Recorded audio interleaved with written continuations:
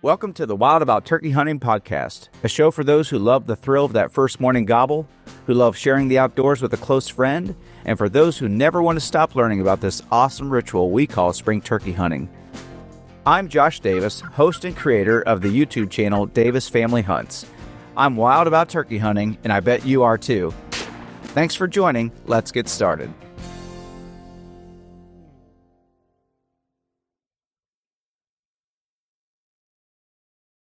As I look back over the last 30 years of turkey hunting, I realized that more than 60% of the gobblers I saw get knocked down were on hunts that I shared with someone else. Double teaming gobblers is a deadly effective strategy in the spring woods, and I want to share with you why I think 2 hunters on a gobbler are better than 1. Plus, I'll give you 2 new tactics you may never have tried before with your hunting partner. But first, if you want to submit a question to be answered on my podcast, I encourage you to use the podcast tab on our website, davisfamilyhunts.com, and leave a recorded voice message for me. We'll select a question to cover during a future show, and if we use your question in the show, we'll send you a small gift pack, which will include some stickers and some other special items for your next hunt. Okay, so this is Season 1, Episode 4, and we're talking about double teaming spring toms. First, let's ask why we would even pair up with another person to turkey hunt. No doubt many of you listening prefer to go out alone when going toe-to-toe with a mature gobbler, and with good reason. If you hunt with another person, I'll agree that there are some downsides. You've got twice as many feet going through the woods. That means more shuffling leaves, a bigger likelihood of stepping on a stick, and if the forest floor is really dry and crunchy, you can sound like a herd of elephants moving through the woods. Hunting with another person means that you've got more people to hide, and this can be really tough, especially if a good setup tree or quality cover in general is at a premium. You may also have to deal with disagreements about where to set up, or when to call, or what to do next. Those are all very real concerns, but I hope that by the end of this discussion that you may be more open-minded about partnering up with a camo companion. But let's take a look at all the advantages that double teaming can bring to your hunt. 2 hunters mean more eyes glassing a distant field for strutters. It means more eyes scanning the woods for the movement of an approaching gobbler. And likewise, 2 hunters mean twice as many ears listening for gobblers on the roost or picking out responses to your locator call. Having a hunting partner can keep you in the field longer. The Bible says, "Let us consider how we may spur one another on toward love and good deeds," in Hebrews 10:24. In the same way believers in Christ help motivate each other to live like Jesus, we as turkey hunters can challenge each other to build long-lasting endurance in the woods. When we want to quit, having somebody else there can help you sit it out just a little while longer, or climb just one more ridgetop to call from. And as an added bonus, double teaming for turkeys gives you a chance to get back into the woods when you've already tagged out. You get to experience yet another day of a beautiful sunrise, another morning of hearty gobbles floating through the air, and another front row seat to the greatest game of the spring. So here are a couple of my favorite tactics when double teaming gobblers.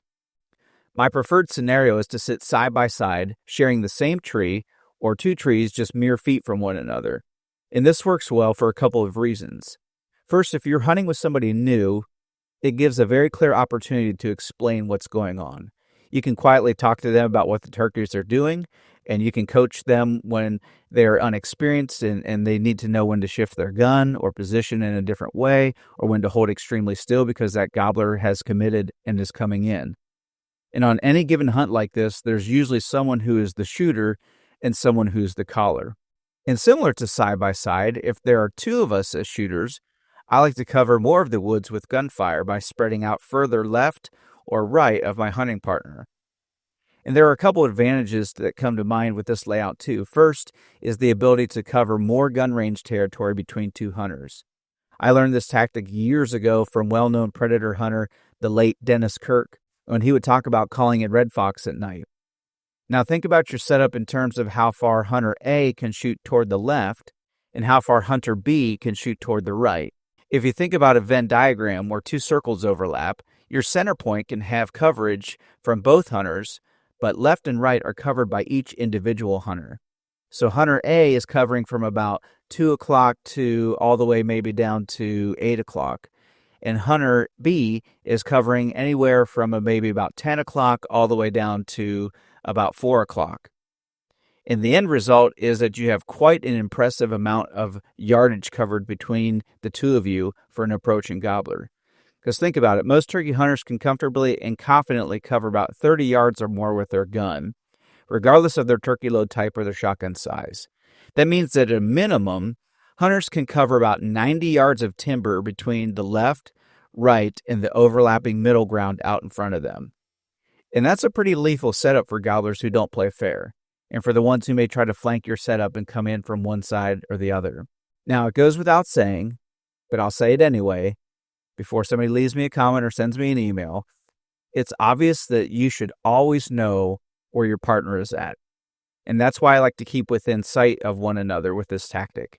And you should never point your gun even remotely in the direction of your hunting partner. But done in a safe and an experienced way, 2 guns could be more effective than 1, especially if neither of you care who pulls the trigger on that big tom. So let's transition to where double teaming a gobbler really shines, and that's in calling scenarios. If you've ever dealt with the dreaded 60-yard barrier that a wise old tom seems to be good at keeping from you, then you'll understand how this tactic works. It seems that toms are notorious for hanging up about 60 or 70 yards from your hiding spot. And most ethical and experienced turkey hunters prefer to keep their shots at about 40 yards or less. Even with today's modern shot shell options, many hunters, including myself, believe that the game is about getting the bird as close as possible, not seeing how far away you can shoot him from. To keep a tom from hanging up out of range where he feels like he should see a hen, it's best for one hunter to hang back to serve as the caller, and for the other hunter to wait silently out in front, ready to bust that tom when he gets into range. When that tom is ready to hang up 60 yards or so from the caller, he's likely to be right in the lap of the shooter. 2 scenarios where I think this works really well. The first is if there's a bend in the terrain, whether it's a curve in a logging road or a power line or a gas line. If you can find a space where the tom has to come around a corner in order to see the hen that he thinks that he's responding to, it's a deadly tactic. The shooter is positioned about 30 yards or so from where the approaching tom's line of sight is broken, so I usually prefer the inside corner, and you set up, gun pointed, and ready to fire when he's clearly identified his target. The second hunter, who's serving as the sole caller in this case, hangs back another 40 yards or more behind the shooter. So as an approaching turkey is closing the distance, his mind is convinced that that hen is still down the trail or out in that opening. Because of that, he can comfortably move forward until he gets to where he thinks that he should see that hen. In other words, he may come in less cautiously around the bend because he still thinks that he has a ways to go before he needs to slow down and start playing hard to get with the hen that should come to him as he just stands there and spits and drums from a distance. His mind is focused on a scenario that is much further from where that first hunter is waiting in ambush.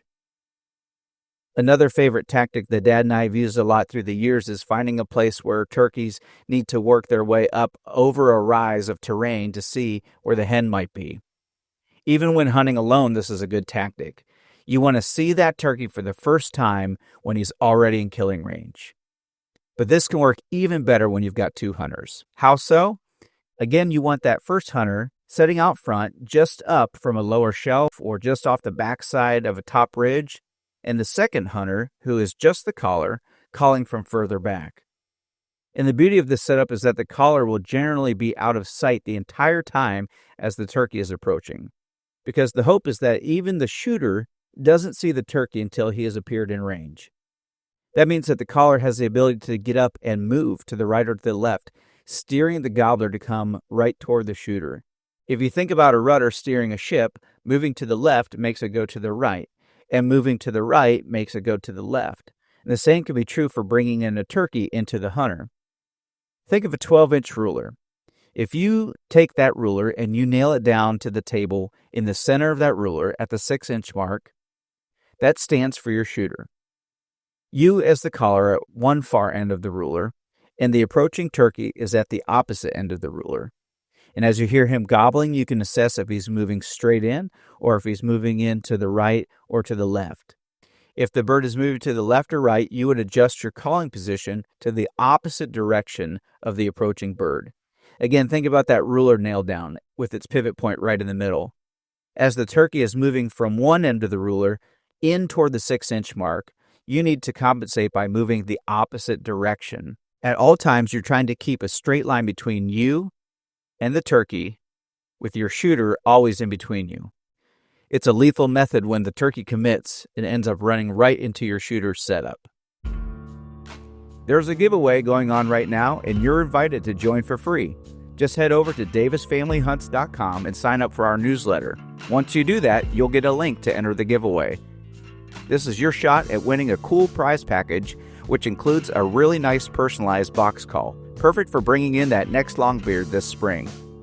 Don't wait too long because this chance won't last forever, so make sure you enter today. Again, just go to davisfamilyhunts.com, sign up for our newsletter, use the link to enter the giveaway, and get ready for your chance to win a prize package that can help you succeed in the turkey woods. Now, let's get back to the show. So this next scenario can really pique a longbeard's interest. It's mimicking a flock of turkeys that are really going at it with their chatter. Dad and I call this scenario the Kentucky Ridge tactic. That's because we stumbled upon this trick while hunting back in the late 90s on, as you guessed it, a ridge in Kentucky. And we hadn't heard a gobble since things went quiet after fly down. In fact, it was the third day of dealing with the same outcome. It was about 2 o'clock in the afternoon, and we were tired and hot, and frankly, we were whipped. We had climbed up a mountain hillside about 3/4 of the way to the top, and we just sat down against a tree, and Dad pulled out his old box call. After making some yelps on it, he pulled out another call, and at the same time, I began running a pot call. Then he started blowing on his mouth call. For about 15 minutes, we just kept pulling out and playing with all of our calls that we had in our vests. And nothing responded. We put our calls away, and we sat there sharing a cut-up apple. About the time that we were finished eating our snack, a gobbler erupted from the ridge right up above us about 80 yards away, and we were pinned down. We rolled over on our bellies and tried to point our guns toward the top of the ridge, and I handed Dad my mini box call, which was an old Rome Brothers cedar, and he began calling, and that longbeard fired back. For 10 minutes, he paraded back and forth from the top of that ridge, answering almost every call. Only every once in a while could we catch a glimpse of his head as he gobbled, or we could see the tips of his fan as he swayed back and forth. And we never did kill that tom. Our position was all wrong, and the turkey simply lost interest when we would move any closer, and he drifted away. But we picked up a great idea that day, which we've used many times since then. When things have been really quiet and slow, we make the woods come alive with some really active hen chatter. We'll pull out box calls, pot calls, run mouth calls all at the same time, trying to sound like the most wound up flock of turkeys you've ever heard. We'll yelp, we'll cut, we'll do fighting purrs, we'll walk around 40 yards or so from one another, all the while just making a real ruckus in the woods. For about 7 to 10 minutes, we'll just carry on like a bunch of fussy hens. We'll trade out mouth calls, we'll drag out multiple pot calls and strikers just to change up the sounds of each hen that seem to be chiming in, but all in all, we just create a bunch of flock talk. Then all at once, we'll go dead quiet, and we'll find a good spot to set up and to hide for a while, and then we wait. Listening to the subtle sounds of the spring breeze blowing through the trees and the happy melodies of songbirds, it's almost enough just to lull you to sleep. And then all of a sudden, a gobble will break out through that peaceful atmosphere, and it's game on. And I don't know the real reason why this seems to elicit gobbles, but on several occasions in several states, on both public and private, this tactic has raised a gobble when nothing else would. Maybe it's because all that hen talk suddenly put him in a romantic mood.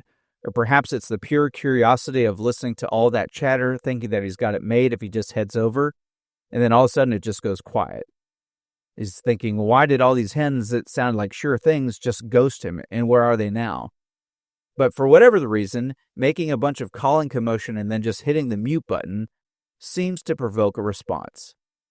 Now, I will admit that this is not usually our first tactic. This is more of a Hail Mary play saved for the last day of the hunting trip or the last day of the season, but it's successfully worked enough times that we keep it in our turkey calling toolbox. And yes, you could, in theory, pull off this trick on a solo hunt, But there's no way that you could mimic the sound of 4 or more hens at the exact same time, like you can with 2 hunters each running a friction call and a mouth call at the same time. It's something worth trying with your hunting partner. And for podcast insiders, I also leave a bonus strategy for tag team calling on our insider page. To get the special link for free bonus content on the members only part of our website, you need to sign up for our newsletter. It's totally free, and you can find a link to sign up in the notes for this podcast, or you can just head over to davisfamilyhunts.com and sign up right there on the homepage. After you sign up, you'll get a link to check out the bonus tips from this episode and more. Again, that's davisfamilyhunts.com.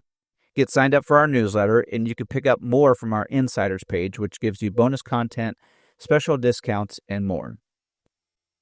I hope that if you've never considered hitting the woods with another turkey hunter, that today's episode will encourage you to give it a try.